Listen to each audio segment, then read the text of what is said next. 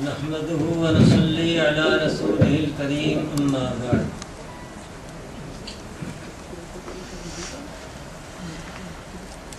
سب سے پہلے میں اس عظیم پروگرام کے انعقاد پر ہماری جماعت کے ناظم اعلیٰ حضرت مولانا محمد الیاس گمان زیدہ مجدہ کو اور ہمارے اتحاد اہل سنت والجماعت صوبہ پنجاب کے نائب امیر حضرت مولانا شفیق الرحمان صاحب اور لاہور کے ہمارے امیر حضرت مولانا عبدالشکور حقانی اور اسی طریقے سے پنڈی اور اسلام آباد کے دیگر علماء کرام اور دیگر برادران اہل سنت والجماعت حضرات میں سے جن حضرات نے تعاون کیا، اللہ تعالیٰ ان کے یہ سعی قبول فرمائے۔ وہ سب مبارکباد کے مستحق ہیں کہ اس سعادت والے کام میں اللہ تعالیٰ نے ان کو تعاون کی توفیق دی۔ اللہ تعالیٰ ہماری یہ کوشش قبول فرمائے۔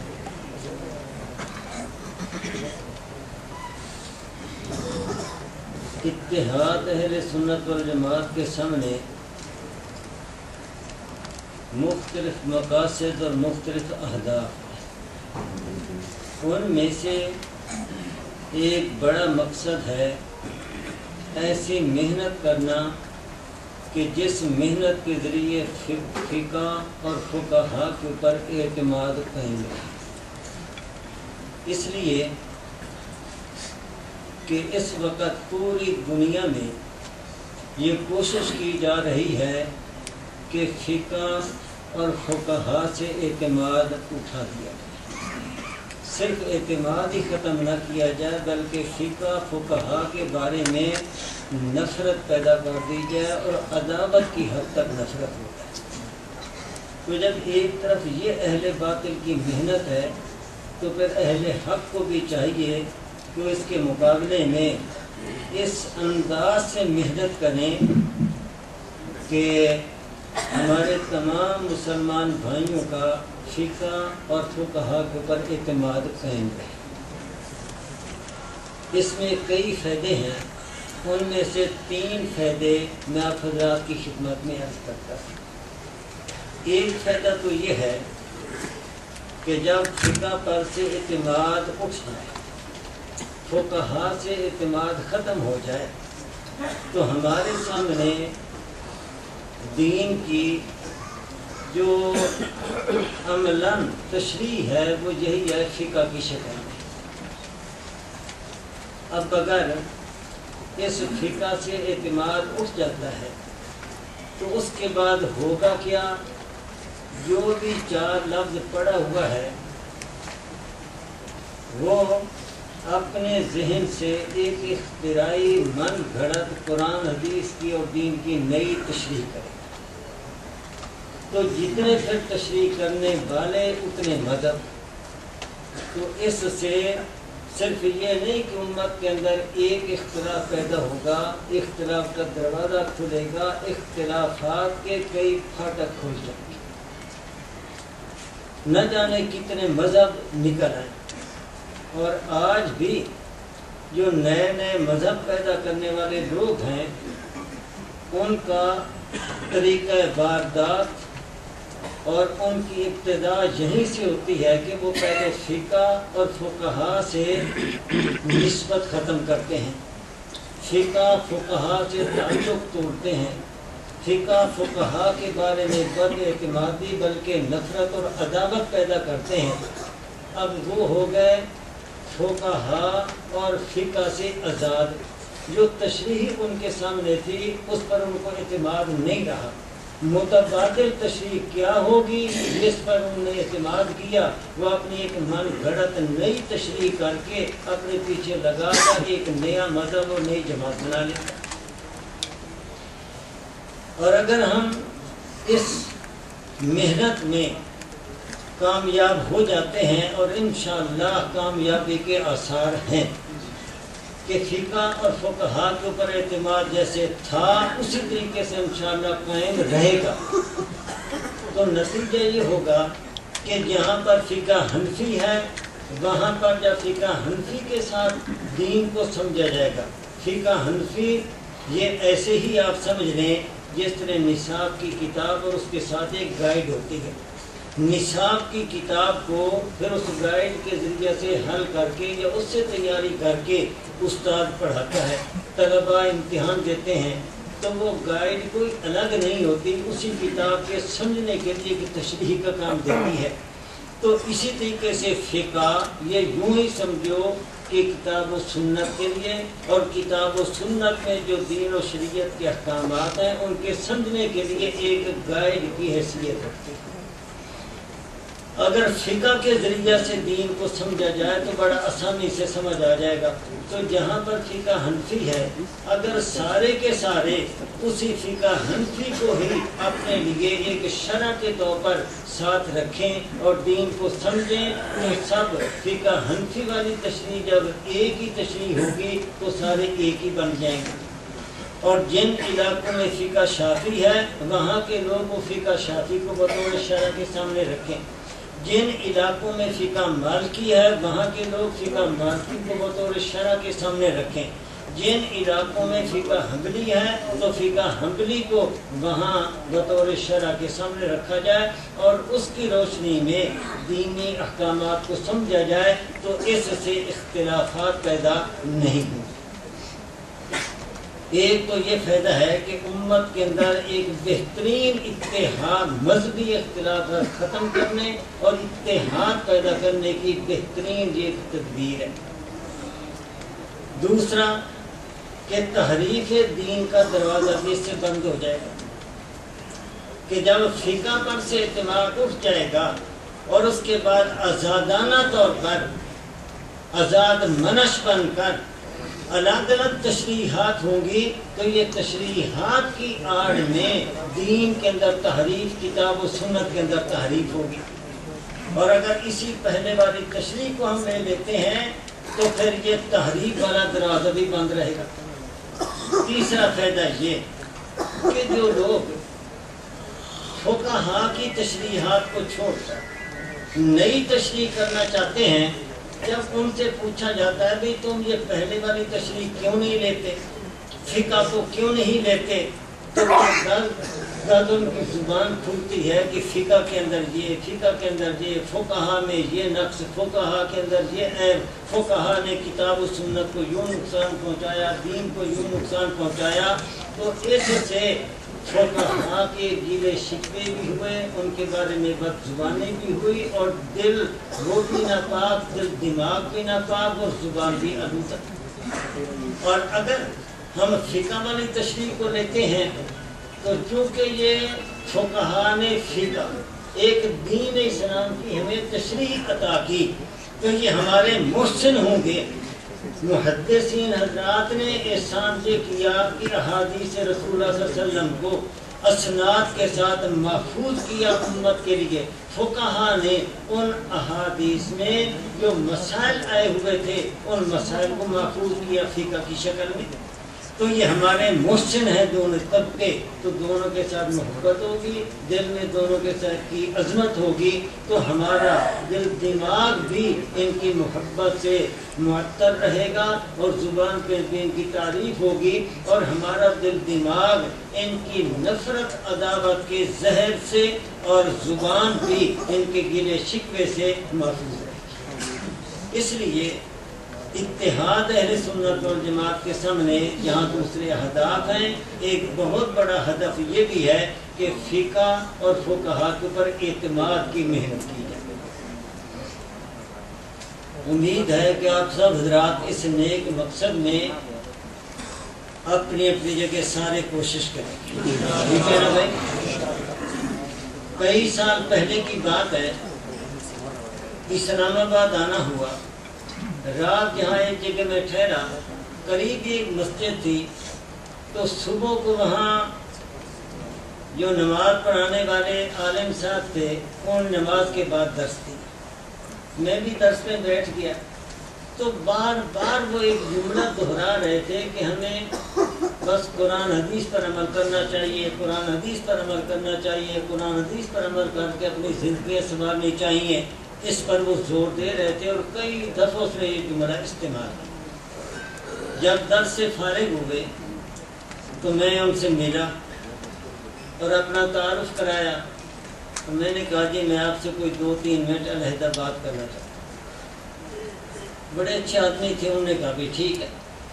تو میں نے ان سے یہ بات کی کہ ہم جو صرف یہ بات کہتے ہیں کہ قرآن حدیث پر عمل کریں، قرآن حدیث پر عمل کریں، تو گویا کہ ہم نے اپنے مقتدیوں کا ذہن ان لوگوں کی دعوت کے قبول کرنے کے لیے تیار کر دیا جو یہ دعوت دیتے ہیں کہ بس قرآن حدیث پر عمل کرنا چاہیے، فقہ کی ضرورت نہیں، فقہ کی ضرورت نہیں۔ آپ نے صرف 2 چیزوں کا ذکر کر کے ان کا یہ گویا کہ ذہن ہموار کر دی۔ اب کوئی آ کر ان کو یہ کہے کہ دیکھو جی اب تو تمہارے اپنے مولوی صاحب بھی یہی کہہ رہے ہیں کہ جی قرآن حدیث کافی ہے، قرآن حدیث کافی ہے، فقہ کی ضرورت نہیں ہے، تو تم چلو اپنے مولوی کی بات ہی مان لو، ہماری نہیں مانتے کہ بس قرآن حدیث کافی۔ تو میں نے کہا کہ اس کے ساتھ سے بھی ایک جملہ بڑھا دیا کریں کہ قرآن حدیث پر عمل کریں اور قرآن حدیث پر عمل کر کے اپنی زندگیاں سنواریں، لیکن اس تشریح کے مطابق جو فقہا نے، اس تشریح کے مطابق جو فقہا نے کی، آزادانہ تشریح کے ساتھ نہیں، آزادانہ تشریحات لکھنے والے لوگوں کی کتابوں کے ساتھ نہیں، بلکہ جو فقہا نے فقہ کی شکل میں تشریح کر دی، اس کے روشنی میں قرآن حدیث سمجھیں اور پھر اس کے مطابق عمل کریں، اپنی زندگیاں سنواریں۔ صرف تھوڑا سا یہ اضافہ کر دیا کریں۔ بڑے اچھے آدمی تھے، تو انہوں نے شکریہ بھی ادا کیا اور کہا جی بہت اچھا، انشاءاللہ آئندہ ایسا ہی ہو۔ رہی بات امام صاحب رحمۃ اللہ علیہ کی،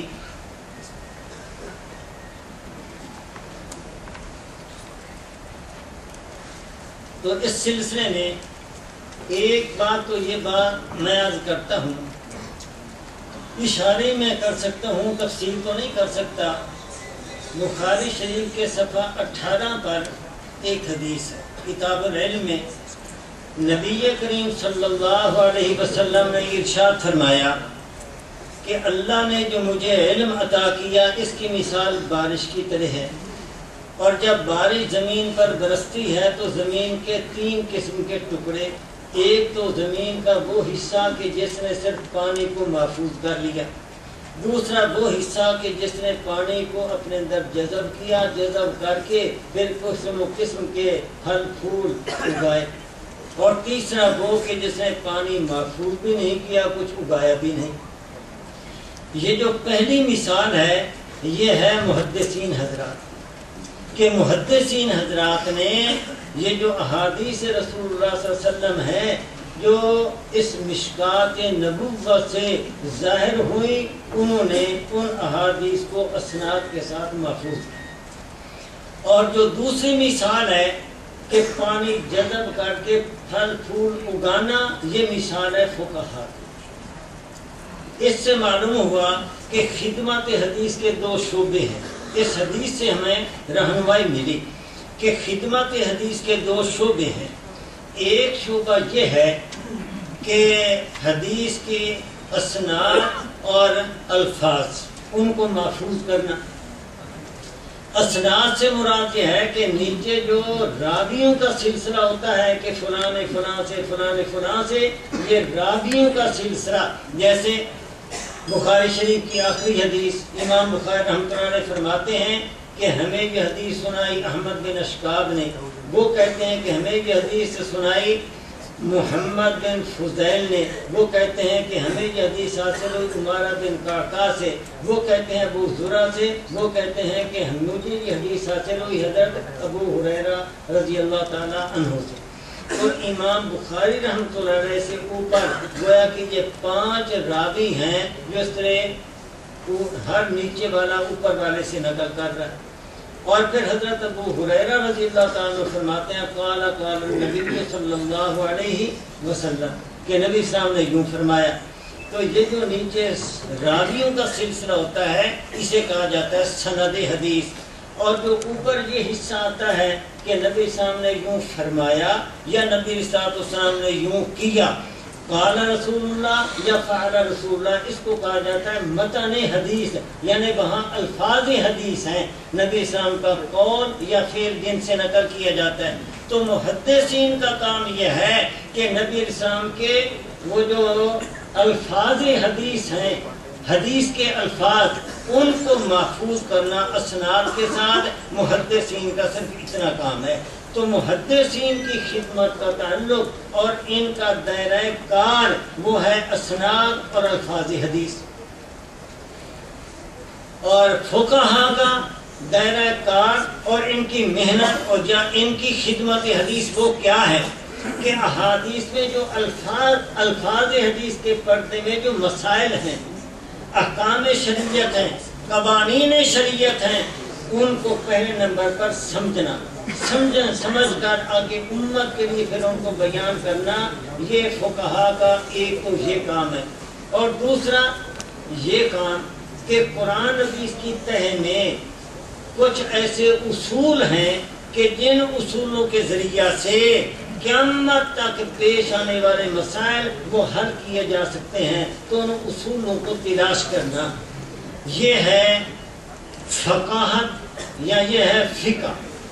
تو یہ شعبہ ہے فقہائے کرام کا۔ اس حدیث کے اندر خدمت حدیث کے دونوں شعبوں کی طرف اشارہ موجود ہے۔ حضرت عمر بن عبدالعزیز رحمہ اللہ نے محمد بن مسلم ابن شہاب زہری رحمۃ اللہ علیہ کے ذریعہ سے جو متفرق احادیث تھیں ان کو جمع کرایا۔ یہ گویا کہ محمد بن مسلم ابن شہاب زہری جو امام زہری کے نام سے مشہور ہے رحمہ اللہ، انہوں نے اسناد اور پھر ان کے الفاظ متون حدیث یہ جمع کرنے کا سلسلہ شروع کیا۔ یہاں سے احادیث کے جمع کرنے کا، ان کو یاد کرنے کا، اپنے شاگردوں کو پڑھانے کا، اور حلقۂ تحدیث روایت حدیث قائم کرنے کا یہاں سے سلسلہ شروع ہوا۔ یعنی پہلے بھی تھا لیکن اب ذرا منظم انداز سے حکومتی سرپرستی میں یہ کام شروع ہوا۔ تو زیادہ جو توجہ ہوئی وہ ہوئی پھر اسناد الفاظ کے یاد کرنے کی طرف، اب زیادہ علماء کی طرف ادھر توجہ ہو گئی۔ باقی جو دوسرا شعبہ تھا مسائل والا، احکام شریعت والا، قوانین شریعت والا، وہ مغلوب ہو گیا۔ تو امام ابو حنیفہ رحمۃ اللہ علیہ سے اللہ تعالیٰ نے یہی کام لیا کہ امام ابو حنیفہ رحمۃ اللہ علیہ نے پھر فقہی حلقے شروع کیے اور فقہ کا درس شروع کیا۔ تفقہ فی الدین پیدا کرنے کے لیے انہوں نے تعلیمی سلسلہ شروع کیا کہ ایسے رجال پیدا کیے جائیں جن کے اندر تفقہ اور فقہ ہے۔ نظر بن شمعیل بہت بڑے محدث ہیں، وہ فرماتے ہیں کان الناس نیاما عن الفقہ فایقظہم ابو حنیفہ، کہ لوگ فقہ سے سوئے ہوئے تھے، امام ابو حنیفہ نے ان کو جگایا۔ امام ابو حنیفہ رحمۃ اللہ علیہ نے ان کو جگایا، تو امام صاحب رحمۃ اللہ علیہ نے یہ تفقہ کا سلسلہ شروع کیا۔ اسی طریقے سے بھائی امام بقی رحمۃ اللہ علیہ جن کی سیاستہ کے اندر 1270 احادیث ہیں اور صحیح بخاری کے اندر 53 احادیث ہیں، امام بقی رحمۃ اللہ علیہ اور امام بخاری رحمۃ اللہ علیہ کے دادا استاد ہیں محمد بن طریف، ان کے شاگرد نقل کرتے ہیں کننا عند بقی، ہم امام بقی کے پاس تھے، فقارا انہوں نے ہمیں حدیثیں پڑھائیں اور پھر فرمایا یا ایھا الناس، اے لوگوں لا ينفعكم سماع الحدیث بلا فقہ، اے لوگوں صرف حدیث کا سننا، اسناد کا سن لینا، الفاظ کا سن لینا، اسناد کا یاد کر لینا، الفاظ کا یاد کر لینا بغیر فقہ کے یہ تمہیں نفع نہیں دے گا، یہ نفع نہیں دے گا۔ اب فقہ کیسے پیدا ہوگی، فقاہت تفقہ کیسے پیدا ہوگا؟ تو امام بقی نے بتایا وَلَا تَفَقَّهُونَ حَتَّى تُجَالِسُوا أَصْحَابَ الْإِمَامِ فَيُفَسِّرُوا لَكُمْ أَقَاوِيلَ، اور یہ تب تمہارے اندر فقاہت اور تفقہ پیدا ہوگا کہ کہ تم امام ابو حنیفہ رحمۃ اللہ علیہ کے شاگردوں کی مجالست اختیار کرو، ان کی صحبت اختیار کرو، اور پھر وہ امام صاحب کے جو فقہی اقوال ہے، مسائل ہے، ان کی تمہارے سامنے تشریح کریں، پھر تمہارے اندر کے تفقہ پیدا ہو۔ امام صاحب رحمۃ اللہ علیہ نے جو خدمت انجام دی وہ یہی ہے، قوانین شریعت، احکام شریعت کی جمع کرنے کی اور اس کی کار پیدا کرنے کی۔ یہی وجہ ہے کہ سفیان ثوری رحمۃ اللہ علیہ فرماتے ہیں کہ حدیثیں تلاش کرنے والے، طلب کرنے والے بہت تھے، لیکن امام ابو حنیفہ رحمۃ اللہ علیہ حدیث سے جو تلاش کرتے تھے ایک شادی یہ ہوتی تھی کہ امام صاحب رحمۃ اللہ علیہ وہ حدیث دیتے تھے جو قوانین شریعت کے ساتھ وہ مسائل والی حدیث سے تلاش